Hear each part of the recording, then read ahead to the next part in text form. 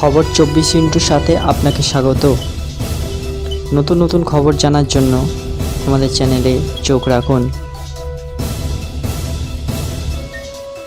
BJP প্রার্থী সঞ্জীব বালিয়ানের গ্রাম কুতবা কুটপিতে booth দখলের অভিযোগ করলেন মুজফ্ফরনগরের সমাজবাদী পার্টির প্রার্থী।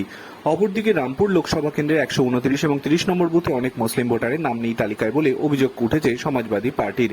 আজ পাউড়ির গাওড়ালের একটি ভোট কেন্দ্রে ভোট দিতে দেখা গেল এক নববিবাহিত দম্পতিকে। লোকসভা নির্বাচনের প্রথম পর্বে ভোটাধিকার প্রয়োগ করতে বিয়ের সাজেই এসেছিলেন তারা।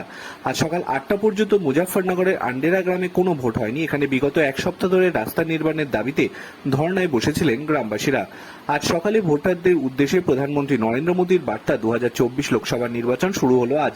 21টি রাজ্য এবং কেন্দ্রশাসিত অঞ্চলের 102টি আসনে যে নির্বাচন হচ্ছে আজ, তার ভোটারদের প্রতি আমার আবেদন, রেকর্ড সংখ্যায় ভোটদান করুন। বিশেষ করে তরুণ এবং প্রথমবার ভোটদাতাদের আমি বিপুল সংখ্যায় ভোটদানের আহ্বান জানাই। সর্বোপরি প্রত্যেকটি ভোটের গুরুত্ব আছে আর প্রতিটি কণ্ঠস্বরই গুরুত্বপূর্ণ।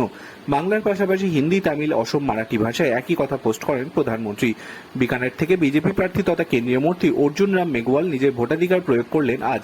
ভোটটি দেওয়ার আগে তিনি বলেন, আজ গণতন্ত্রের উৎসব। আজ বিকালে লোকসভা আসন দেশের মোট 102টি আসনে এবং রাজস্থানের 12টি আসনে ভোট হবে। আজ একটি বিকশিত ভারতের মজবুত ভিত্তি স্থাপন করা হবে। তামিলনাড়ুর বিজেপি প্রধান এবং কোয়েম্বাটুর নির্বাচনী কেন্দ্রের প্রার্থী আন্নামালাই লোকসভা নির্বাচনের প্রথম পর্বে নিজের ভোটাধিকার প্রয়োগ করলেন। ভোট দেওয়ার সময় সংবাদ মাধ্যমে তিনি তার কালিতে আঁকা আঙুল দেখান।